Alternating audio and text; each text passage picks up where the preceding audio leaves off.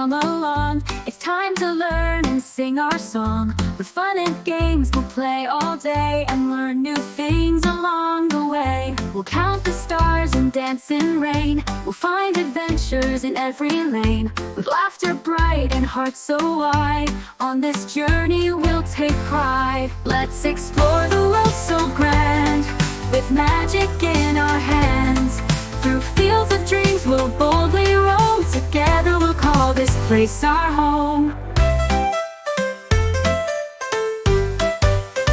From A to Z and 1 to 10, every moment we'll begin again. We'll paint our dreams with colors fair. Friendship blossoms everywhere. Every story that we hear becomes a part of us, my dear. With each new word and song we sing, our hearts take flight on learning's wing. Let's explore the world so grand, with magic in our hands. Through fields of dreams we'll boldly roam. Together we'll call this place our home. Let's explore the world so grand, with magic in our hands. Through fields of dreams we'll boldly roam. Together we'll call this place our home.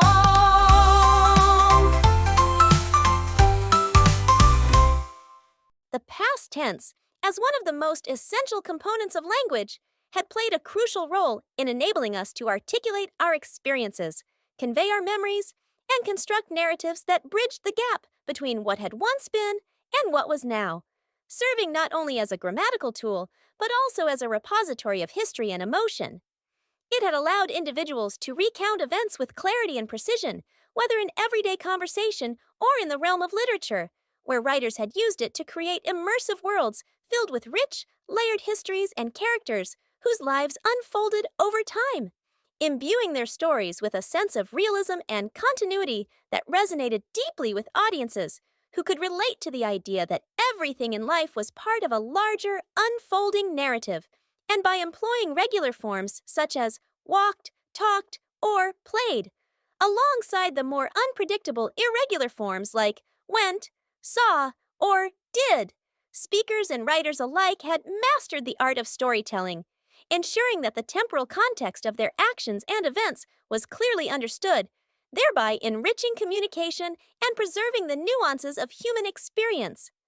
Moreover, the past tense had fostered a unique relationship with memory, allowing us to reflect on our personal histories and learn from the lessons of our former selves, all the while providing a structured framework that had helped society record its collective journey, from the most mundane everyday occurrences to monumental historical events, ultimately shaping the way we understand our existence and interact with one another, as every narrative built upon the past had not only chronicled the passage of time, but had also underscored the inherent beauty of human progress, change, and the ever-present opportunity for renewal. Some past tense words includes the word walked is the simple past tense form of the verb to walk, and it encapsulated a completed action of moving on foot that had already taken place, conveying the notion that someone had traversed a distance by foot at a specific time in the past. This form was constructed by adding the regular suffix ed to the base verb, which demonstrated the predictable pattern of regular verbs in English and underscored the action's finality, meaning that when someone said, "I walked to the park," it was clearly understood that the act of walking had been fully carried out and was no longer ongoing, thus providing a temporal anchor in narrative and everyday communication. And by employing walked in storytelling, writers and speakers were able to establish a timeline that distinguished past experiences from present realities, allowing for reflections on past journeys or moments of physical activity that contributed to the shaping of one's experiences and memories, while also serving as a tool to create vivid imagery and context in literature, history, and conversation, by marking the transition from movement to the state of having completed that movement, thereby enriching the discourse with a clear sense of chronology and causality that illustrated not just the physical act itself, but also its role in the larger tapestry of human activity and memory. The word talked is the simple past tense form of the verb to talk, and it encapsulated an action of communicating verbally that had been completed at a definite moment in the past. By adding the regular suffix ed to the base verb, this form signified that the conversation or exchange of ideas had already occurred, thereby clearly establishing a temporal context for the event, which allowed speakers and writers to differentiate between ongoing dialogue and narratives of previous interactions, and it provided a concise way to refer to discussions that had taken place, whether they involved casual chats, formal presentations, or deep, meaningful conversations.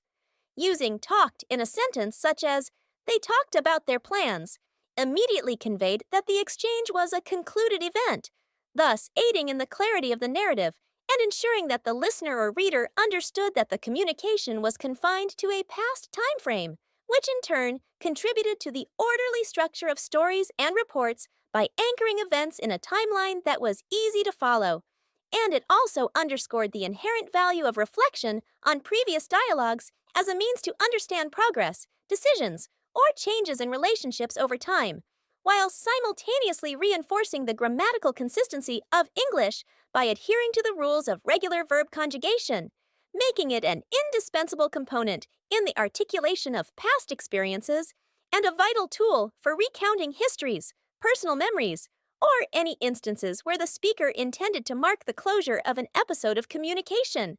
The word played is the simple past tense form of the verb to play, and it signified that an activity involving recreation, performance, or engagement had been carried out and completed at some specific point in the past. By appending the regular suffix ed to its base form, it followed the standard pattern for regular verbs in English, clearly marking that the action of playing was not ongoing, but rather had reached its conclusion, which allowed speakers and writers to communicate that a particular instance of enjoyment, practice, or competition had already occurred, thereby providing temporal clarity and situating the event within a defined time frame. When someone said, "I played the guitar," it implied that the action of strumming the instrument was confined to a past period, contributing not only to the grammatical structure of the narrative by distinguishing between what had happened and what was currently happening, but also to the richness of storytelling, as recalling how one played could evoke memories, emotions, and insights into personal growth or shared experiences. Whether it was in the context of a leisurely pastime, a musical performance, or an athletic contest, this form also helped maintain consistency in language by signaling that the moment of action had passed, thereby allowing the listener or reader to understand that the scenario was being recounted from memory, ultimately reinforcing the importance of the past tense as a tool for preserving the chronology of events and highlighting the significance of those moments that, although completed, continued to shape perceptions, emotions, and the unfolding narrative of life. The word jumped is the simple past tense form of the verb to jump, and it signified that an action involving a sudden dynamic leap had been executed and completed in the past. By appending the regular suffix ed to the base form, it clearly indicated that the event of propelling oneself off the ground or over an obstacle was not ongoing, but had occurred at a specific moment earlier, thereby allowing speakers and writers to effectively anchor the narrative in a defined time frame, whether describing a child's playful exuberance, an athlete's impressive maneuver during a game, or even a metaphorical leap of faith taken in life's uncertain moments. And when someone said, "he jumped over the stream," it conveyed not just the physical act of jumping, but also the sense of determination, energy, and a fleeting burst of action that had left an impression on the memory, highlighting how such a concise term could encapsulate the essence of movement and transition, thereby enriching both casual conversation and literary expression by providing a tangible marker of time that distinguished past events from the present, a nuance that has been instrumental in storytelling and historical documentation alike, preserving the vivid imagery and emotional resonance of moments that, although completed, continue to shape the narrative and inspire recollections of bravery, spontaneity, or joy. The word listened is the simple past tense form of the verb to listen, and it encapsulated the act of paying attention to sounds, words, or music that had occurred at a definite moment in the past. By adding the regular suffix ed to the base verb, it not only adhered to the standard rules of English conjugation, but also clearly demarcated that the engagement with auditory input was a completed action, whether it referred to someone intently absorbing the nuances of a conversation, immersing themselves in the soothing strains of a melody, or simply giving heed to the subtle sounds of nature. And when used in a sentence such as, "She listened to the rain," it provided an immediate temporal context that allowed the listener or reader to understand that the attentive act was confined to a previous time frame, thereby enriching the narrative by anchoring it in a specific moment of recollection or experience. And beyond its grammatical function, listened carried with it an emotional weight that often signified a deeper level of connection or reflection on past events, serving as a bridge between memory and communication by highlighting how the act of listening had once played a pivotal role in shaping perceptions, fostering empathy, or even altering the course of personal interactions. And in this way, the word listened was not merely a descriptor of a past action, but also a testament to the importance of being receptive and present in moments that had passed, ultimately underscoring the vital role that the past tense plays in storytelling and memory preservation by marking the point at which an experience was fully absorbed and then relegated to the annals of history. The word watched is the simple past tense form of the verb to watch, and it signified that the act of observing or paying attention had been completed at a specific moment in the past. By adding the regular suffix ed to its base form, it provided a clear indication that the process of watching was not occurring in the present, but had already taken place, whether it referred to someone observing a captivating sunset, following the intricate actions in a theatrical play, or intently focusing on a beloved television show. And when used in a sentence such as, "They watched the stars light up the night sky," it immediately communicated that the experience was confined to a previous time frame, thereby establishing a concrete narrative context and enabling the speaker or writer to delineate past events with precision and clarity,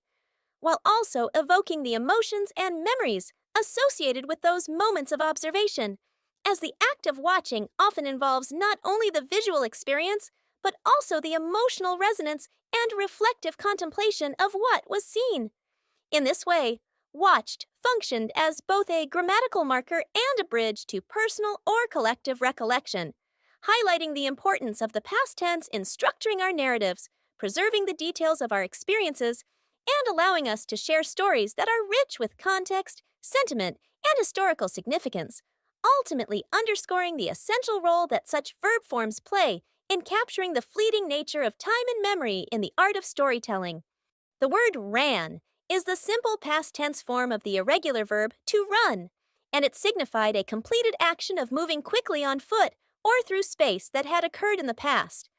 Unlike regular verbs that form their past tense by simply adding ed to the base form, ran stands out as an exception in English conjugation rules, reflecting the language's rich history of evolution and the influence of various linguistic traditions. And when someone says, "She ran to catch the bus," it immediately anchors the action firmly in a past moment, conveying not just the physical act of running, but also the urgency, energy, and sometimes even the emotional intensity that accompanied the motion, allowing listeners or readers to vividly imagine the speed and determination involved, while also emphasizing that the event is now complete and exists solely in the realm of memory.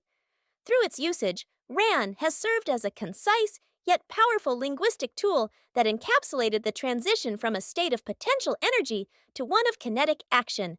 And, in doing so, it has enriched narratives by providing clear temporal context, facilitating storytelling by marking moments of swift movement, be it in everyday occurrences, dramatic escapes, or athletic endeavors, ultimately illustrating how the past tense in English not only communicates when an event took place, but also imbues the action with qualities that enhance our understanding of experience, memory, and the passage of time. The word went is the simple past tense form of the irregular verb to go, and it encapsulated a completed movement or transition from one location or state to another that had occurred in the past.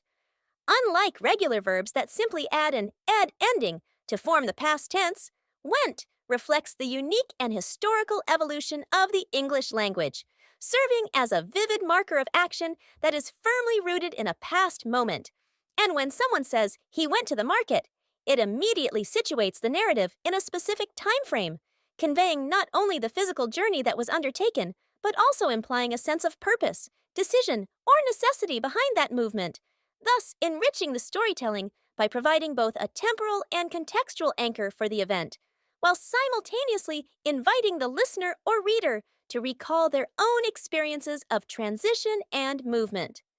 In addition, went operates as a crucial element in expressing a wide range of activities, from the mundane to the adventurous, by indicating that the act of going had been initiated, executed, and completed, which underscores the importance of the past tense in documenting the flow of time and the sequential nature of events, allowing for a clear distinction between what had occurred and what is currently unfolding, thereby supporting the construction of narratives that are coherent and reflective of a dynamic past. And ultimately, through its irregular form and historical significance, went stands as a testament to how language evolves to capture the essence of human experience, memory, and the perpetual journey through both physical and metaphorical landscapes.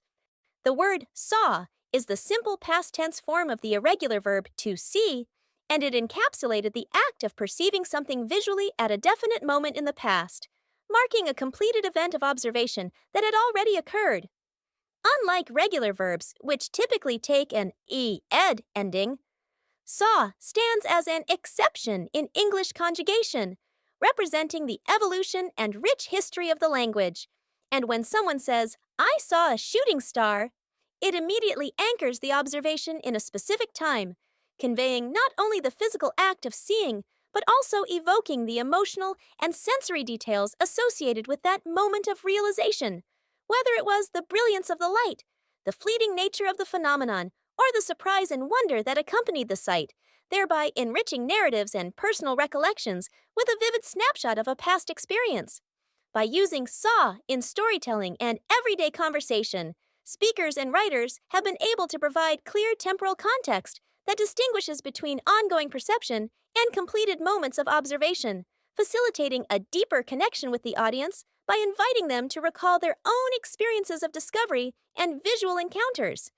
And ultimately, this irregular past tense form serves as a powerful linguistic tool that not only conveys the simple act of having seen something, but also carries with it layers of meaning, memory, and emotional resonance that continue to influence how we document, understand, and share the rich tapestry of our visual experiences throughout life.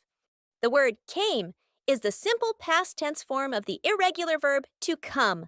and it encapsulated the idea of arriving or approaching from a particular point in time, conveying that an action of movement or transition had been fully completed in the past. By its very nature as an irregular form, came did not follow the standard ed ending pattern of regular verbs, which itself highlighted the evolutionary history of the English language and its diverse linguistic roots.